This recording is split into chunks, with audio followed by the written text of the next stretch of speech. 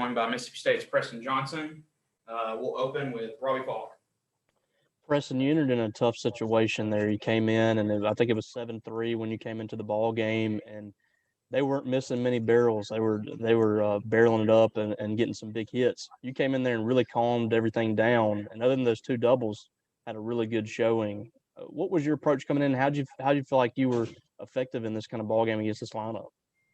First of all, it was a really good team. So like coming in that big spot, that big crowd, it's a little nerve wracking at first, and until you get on the mound, the batter steps in the box, and then you're ready to go. The whole thing with me today was just pound the zone with everything.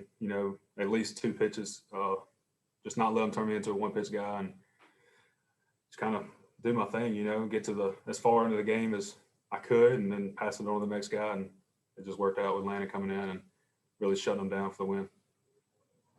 Up next, we go to Joel Coleman. Preston, I believe you grew up not too far from another Bulldog postseason hero with Hunter Renfroe. And just how cool is it for you now to get the chance to get out here on Duty Noble Field in front of this humongous crowd and to have a day like you had today? How special was today just emotionally for you? Honestly, it's speechless. One word I can really say is just a blessing. The Lord's blessed me with the opportunity to come and play at my dream school. And I grew up watching Hunter. We grew up 2 miles from each other, and we still talk on a weekly basis. And watching him in the World Series and the Super Regionals, and just wearing the maroon and white, it's awesome. He texts me all the time, just keep going, and it's just like following his footsteps with that through high school and into this big arena is awesome. It's just a blessing. Let's go to Steve Robertson. Preston, we spoke with you after your first appearance, and you said you had to settle yourself down and remind yourself that you belonged.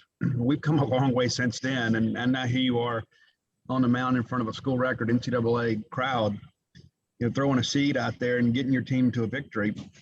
Now, would you say how well do you feel like you're a part of this now? How confident are you to show that you belong on this team and on the grand stage? It's definitely a struggle every day. We got talent upon talent on this team and in this league and in this country, and to be able to be a big part of this team and to have a spot, just to even get in innings. It's a struggle to get innings with how many pitchers and how much talent we got. So it's, you just got to tell yourself, I belong, I'm good enough, I'm better than you until you prove me wrong. And that's just kind of the mindset, and it's how you got to look at it, I guess, in my eyes. We have time for a couple more questions. Let's go back to Robbie. Preston, I'm just curious about that conversation you had with Scott Foxhall with 2 outs in the 6th or 7th inning, whenever that was. What was that conversation like? What did he tell you right there? Really just telling me to settle down. We had a suspicion that the guy at second was, trying to give calls. Everybody does it, but he was just telling me, just calm down, throw strike, and let's try to get out of this with the least damage possible. And he said, you got it. Let's go to Rick Cleveland. Yeah, how does, as a pitcher, how does an atmosphere like this with the crowd so into it affect you? Do you have to try to make sure you don't get too amped, or how does it work?